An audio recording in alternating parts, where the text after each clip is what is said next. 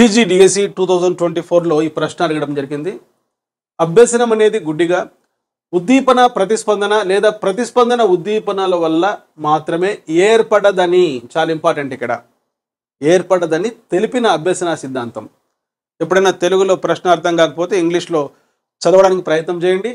The theory of learning which states that learning is not blindly caused by stimulus response or response stimulus alone.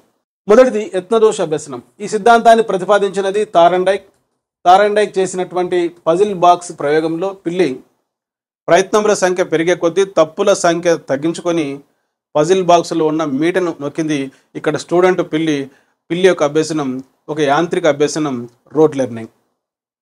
శాస్త్రీయ నిబంధన సిద్ధాంతాన్ని ప్రతిపాదించినది Ivan Pavlov. Ivan Pavlov తాను కుక్కపై చేసిన ప్రయోగాలు the work of digestive glands అనే గ్రంథంలో వివరించడం జరిగింది. ఇక్కడ అటానమస్ నర్వస్ సిస్టమ్ వల్ల కుక్క తన ప్రమేయం లేకుండానే గంట శబ్దానికి లాలాజలం స్రవించింది. ఇక్కడ కూడా కుక్క అభ్యసనం అనేది ఒక గుడ్డిగా ఒక ఉద్దీపనకు చేసిన ప్రతిస్పందన. సో ఆపరెంట్ కండిషనింగ్ థియరీని ప్రతిపాదించినది బిఎఫ్ స్కిన్నర్. బిఎఫ్ స్కిన్నర్ తాను ఎలుకపై పావురాలపై చేసిన ప్రయోగాలలో మరి అభ్యాసకుడు చేసిన ప్రతిస్పందనకు పరిసరాలలోని పునర్బలనం ద్వారా ప్రవర్తనలో మార్పు తీసుకొని రావడం జరిగింది. ఈ అభ్యసనం కూడా యాంత్రిక అభ్యసనం, రోట్ లెర్నింగ్, ఏమాత్రం అవగాహన లేని అభ్యసనం. ఈ మూడు సిద్ధాంతాలను గమనిస్తే ఇవి ప్రవర్తనవాద సిద్ధాంతాలు. ప్రవర్తనవాద సిద్ధాంతాలకు ఆద్యుడు, ప్రవర్తనవాదానికి ఆద్యుడు జేబీ వాట్సన్. ప్రవర్తనవాద సిద్ధాంతాల ప్రకారం పరిసరాలలోని ఉద్దీపనల ద్వారా, పునర్బలనం ద్వారా, బహుమతుల ద్వారా వ్యక్తి యొక్క ప్రవర్తనలో మార్పు తీసుకొని వచ్చి అభ్యసనం జరిగేటట్లు చేయవచ్చు.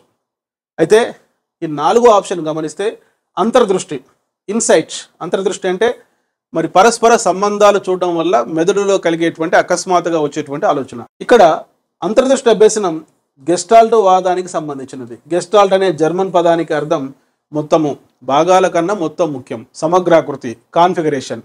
సో కొహ్లెర్ తాను సిరియా, గ్రెనడా, టెర్చెగో, సుల్తాన్ కౌన్సల్, రానాచిక్ అనే 7 చింపాంజీలపై చేసిన ప్రయోగాల ఆధారంగా ది మెంటాలిటీ ఆఫ్ ఏప్స్ అనేటువంటి ఒక గ్రంథాన్ని రాయడం జరిగింది.